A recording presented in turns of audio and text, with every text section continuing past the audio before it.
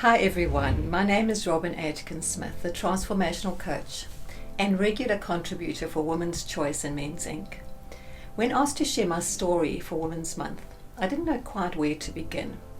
I wear many hats and occupy many roles, probably because of my curious nature and because of the fact that I'm a dedicated lifelong learner who embraces change, growth and self-development. What I can say that it's been an interesting journey so far. Personally, I'm a divorced mother of 2 adult sons and a daughter-in-law. An ambivert, so I like people, but I also enjoy my own company quite a lot. An ethical vegan, nature lover, clean living, secular Buddhist, yogini, minimalist, bibliophile and intellectual. An optimistic realist and deep thinker. It's a long list. A big part of my life involves yoga. And one of the tools that I use as a transformational coach is transformational hatha yoga. It's a very effective way to use movement, breath work, and meditation to relax, improve health, practice mindfulness, and operate intentionally. I first stepped onto a yoga mat when I was suffering from the mental fatigue related to a heavy work and study load. My stress levels decreased, my energy increased, and my mood improved.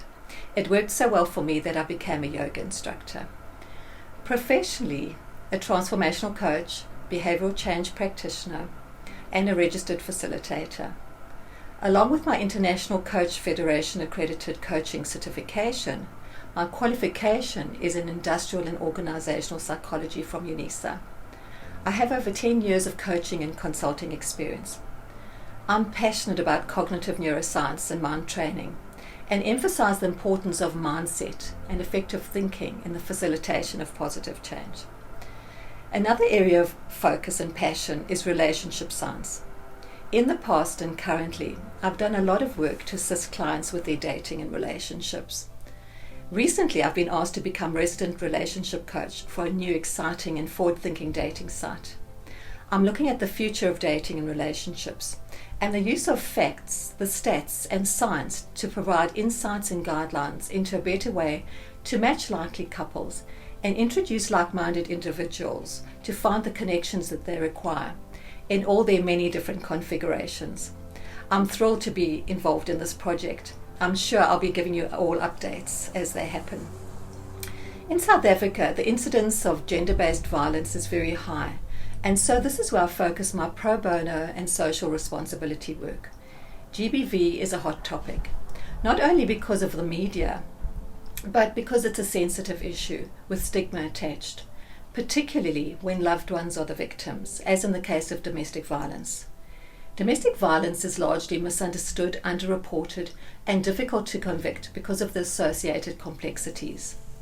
I feel especially qualified to talk on the subject, seeing as I was personally affected by a violent boyfriend over 10 years ago now. Why I think domestic violence is notably important in the fight against gender-based violence is because if people aren't safe in their own homes, then they will be exponentially at risk in the broader community and society at large. Although not exclusively a women's issue, and it's true that men can be the overlooked victims of domestic violence, the stats tell us that this is still a gender issue. The gender difference is that rape and murder are a much bigger threat to women and children when violence does occur. In other words, women are much more likely to die as a result. This is known as femicide. I feel very strongly about the importance of eradicating this social evil. That brings us to National Women's Day, a South African public holiday celebrated on the 9th of August. Women have had a long history of oppression, but every fight gets us one step closer to freedom and equality. On August 9, 1956, there was a staged march on the Union buildings of Pretoria. Over 20,000 women of all races attended the march in order to protest against the Urban Areas Act of 1950 amendments. It was a peaceful protest, but it made a difference, and because of it, we have National Women's Day. The day brings attention to the issues African women faced then and still face today, including domestic violence, workplace sexual harassment, unequal pay, girls not being allowed to go to school, and no help parenting. In 1994, women had a very low representation within Parliament with just 2.7%. After the awareness this public holiday generated, the numbers nearly doubled, with women now having 48% representation all throughout the country's government. We've come a long way, but we still have much to do. So celebrate the day, the month of August, but also keep this important cause in mind every other day of the year too. If I had to give advice, it would be for each woman to know who you are, realize your value, live without apology, use your hardships to make you stronger, don't give in or give up when criticized and under-supported, refuse to be a victim, become your own hero, be brave and courageous.